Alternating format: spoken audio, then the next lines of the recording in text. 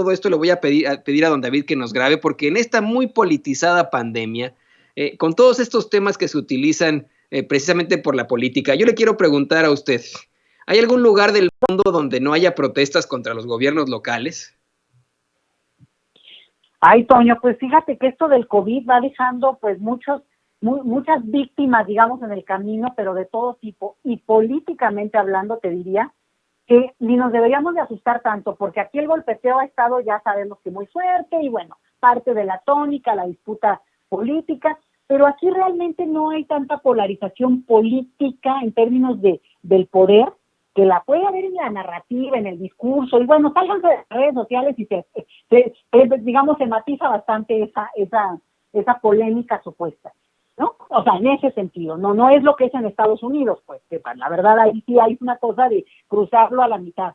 Pero el tema del COVID ha dejado mucho disputa política, por ejemplo, en países.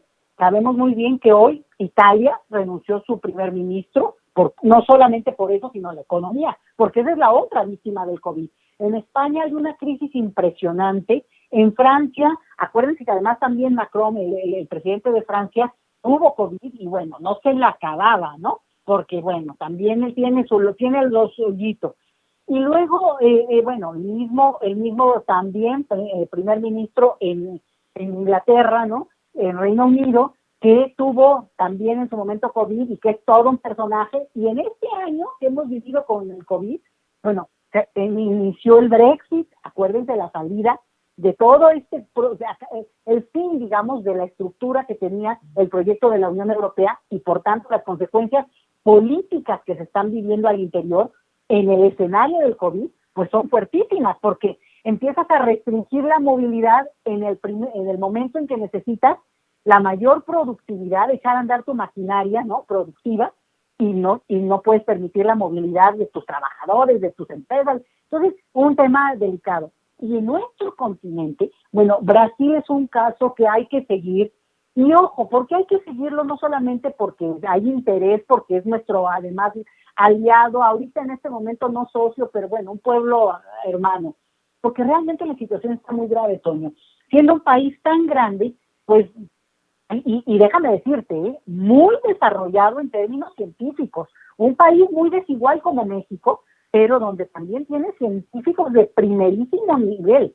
Entonces, lo que hemos visto es que el gobierno liderado por Bolsonaro, que es un dato interesante, Toño, ese presidente entró un mes después que López Obrador. Bueno, no hoy, pero ayer y todos estos últimos días, ha habido manifestaciones en todo Brasil contra Bolsonaro para que lo destituyan de su cargo, y no solamente de la oposición, que obviamente vamos a suponer que se opuso desde el principio, sino incluyendo a esas personas de derecha que apoyaron a Bolsonaro, no la extrema derecha que puede ser como en el caso de Trump, los que se siguen manteniendo fieles y que mira que cómo hacen ruido. En el caso de Brasil, también hay un grupo así que sigue apoyando a ese presidente, pero lo interesante es cómo muchos que en su momento apoyaron ese cambio y a ese presidente por muchas razones que son más complejas y no vale la pena simplificarlas en términos de que hay, porque es bueno o malo, sino hay más cosas. Pues fíjate, Toño, que están protestando airadamente y convocando al Congreso y convocando a los políticos, y que además en Brasil hay como 10 partidos políticos, o sea, otra dimensión del escenario electoral. Bueno, resulta que están tratando de avanzar con una destitución. No estoy diciendo que eso pueda caminar tal cual, pero lo importante es que estás hablando de un hombre que en menos de 2 años mandó, digamos, a la tierra, al piso, la popularidad que en su momento alcanzó, porque ahí, tendría que hacer todo el rosario de cosas que ha hecho. ¿Cuáles son o qué impacto tiene eso para la vida de la región latinoamericana? Bueno, primero porque Brasil es el país más rico del continente, ¿no? Desde este continente, quitando Estados Unidos y Canadá, obviamente, sobre todo Estados Unidos. Es un país muy poblado, mucho más poblado que nosotros, y además, como decía yo, con una estructura que empezó a caminar y a moverse en términos de sacar de la pobreza a millones de personas. Sin embargo, la desigualdad se mantuvo y bueno, eso es parte de las consecuencias que vemos hoy. Entonces, es un país que, pues, si hay crisis en Brasil, agárrate, Toño, porque sí, digamos, tiene consecuencias para todos y por tanto es importante observar qué pasa ahí. Resulta que en este escenario, otros países, con todo lo duro de la pandemia, nos ha pegado y proporcionalmente a nuestra población, todos los países, Toño. La situación realmente ha sido muy, muy delicada. Y claro, México, por ejemplo, que somos mucho más población, también el impacto se ve muchísimo más duro. Pero no es que esto excluya a otros países, y sin embargo, de repente también hemos visto cómo los impactos directamente a las clases políticas, pues no hay cabeza que se salve, Toño. Y se menciona Chile, mira, acuérdense, en menos de unos meses Chile estaba totalmente convulsionado.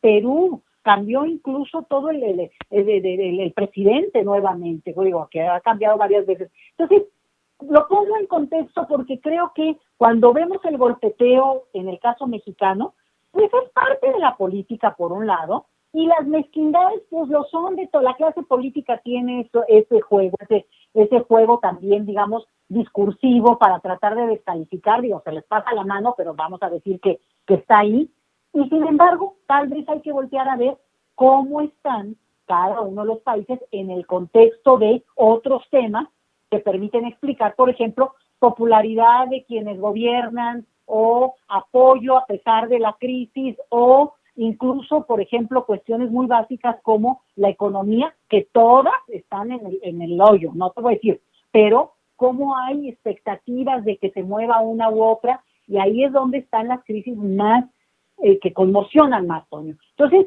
lo pongo en contexto simplemente para que sepamos que el COVID le está pegando, así como no respeta ni edad, aunque haya sesgos, ¿no? Ni edad, ni nacionalidad, ni género, tampoco respeta a las clases políticas, Tony.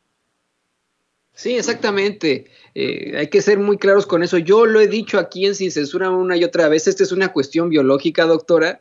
No es una cuestión política.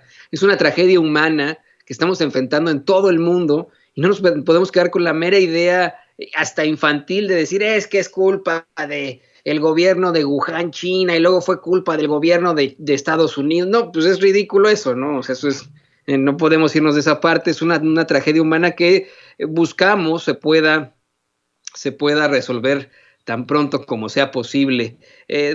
Doctora, ¿qué le parece que nos comparte, por favor, sus redes sociales para que la gente se ponga en comunicación con usted? Como siempre, una opinión muy importante, con muchísima fuerza, la que usted hace aquí en Sin Censura, la doctora Leticia Calderón Chelios. Claro, Toño, muchas gracias. Mira, en @migrantólogos y también en @Leti Chelios, por mi apellido.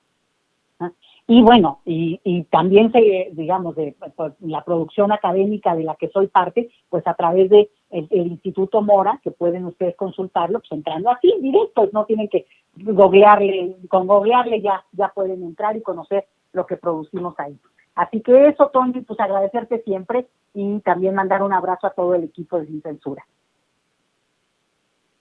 Hombre, el agradecimiento es nuestro, doctora. Para nosotros siempre es muy importante poder hacer estos contactos con usted, reflexionar. Fíjese, yo siempre digo, filosofo con la doctora Leticia Calderón Chelios cada vez que platicamos de este tipo de cosas. Me gusta muchísimo siempre tener este comentario suyo para reflexionarlo después durante el día. Y bueno, pues le agradecemos. Nos vemos la próxima semana, doctora.